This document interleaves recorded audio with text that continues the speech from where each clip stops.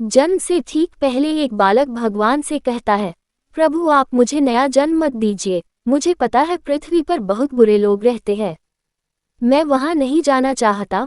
और ऐसा कहकर वह उदास होकर बैठ जाता है। भगवान स्नेहपूर्वक उसके सर पर हाथ फेरते हैं और सृष्टि के नियमानुसार उसे जन्म लेने की महत्ता समझाते हैं।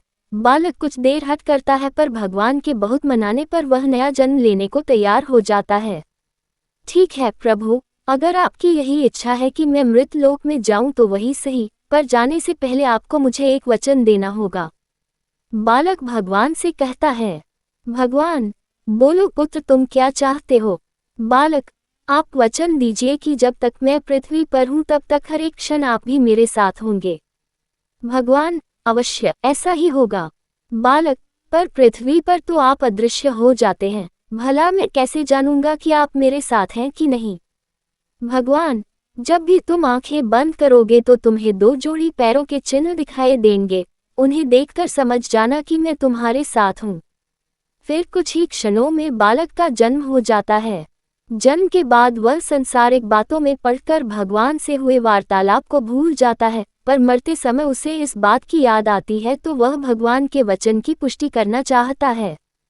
वह आंखें बंद कर अपना जीवन याद करने लगता है। वह देखता है कि उसे जन्म के समय से ही 2 जोड़ी पैरों के निशान दिख रहे हैं, परंतु जिस समय वह अपने सबसे बुरे वक्त से गुजर रहा था उस समय केवल 1 जोड़ी पैरों के निशान ही दिखाई दे रहे थे। ये देख वह बहुत दुखी हो जाता है कि भगवान ने अपना वचन नहीं निभाया और उसे तब अकेला छोड़ दिया जब उनकी सबसे अधिक जरूरत थी।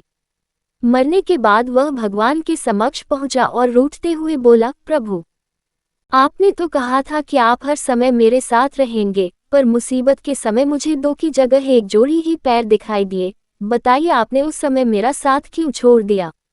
भगवान मुस्कुराए और बोले, पुत्र जब तुम घोर विपत्ति से गुजर रहे थे तब मेरा हृदय द्रवित हो उठा और मैंने तुम्हें अपनी गोद में उठा लिया, इसलिए उस समय तुम्हें सिर्फ मेरे पैरों के चिन्ह दिखाई पड़ रहे थे।